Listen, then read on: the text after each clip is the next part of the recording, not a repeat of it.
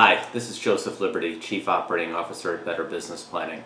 Today to talk to you once again about the Blue Cross Blue Shield pharmacy changes. Since this is pretty complex, we wanted to give you another heads up on some of the changes impacting you both now, January 1st, 2017, but also at your renewal date. So effective for all groups with Blue Cross Blue Shield PPO coverage, CVS and Target pharmacies will no longer be in network. We're urging all members to move their prescriptions prior to January 1st because due to the pharmacy being out of network, we have no idea what the out-of-pocket will be for these members.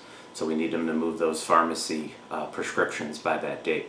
HMO members will not be impacted, but this will affect all groups starting in January. In addition to that, in January, certain drugs are going to no longer be included for coverage. Things like weight loss drugs, drugs that are available over the counter, and also a prescription. They're not going to cover the prescription version anymore. So that's important as well for people to take a look at that. If you have a drug that's not FDA approved, I know that sounds kind of strange, but there are some out there, those are no longer going to be covered as well. In addition to that, they're going to be adding things like step therapy to pharmacy coverage, meaning that if you're taking a prescription that has maybe 4 different versions, you'll have to start out at the lower cost version and then work your way up each step to the next level. So a doctor will not be allowed to automatically give you a prescription for the highest costing drug. They'll have to start at the lower end and then you step your way up to the next level.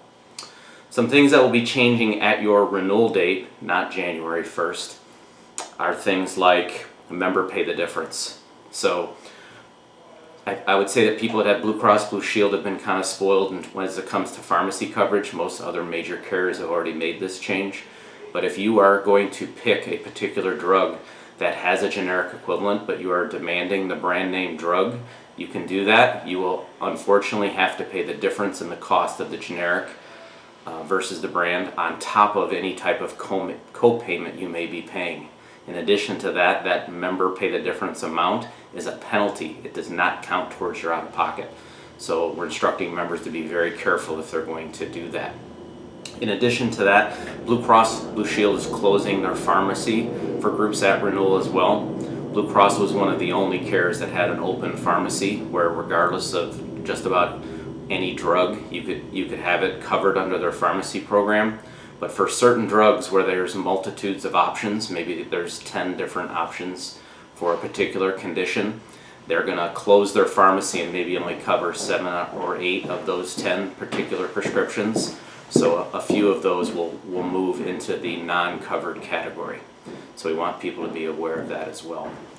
If you need any supporting documentation or any type of announcements prepared, please contact your benefit consultant and we'll get you the information you may need. Many of your members have probably already been contacted directly by Blue Cross Blue Shield with letters giving them an impact announcement, letting them know there's going to be some changes to what they're taking.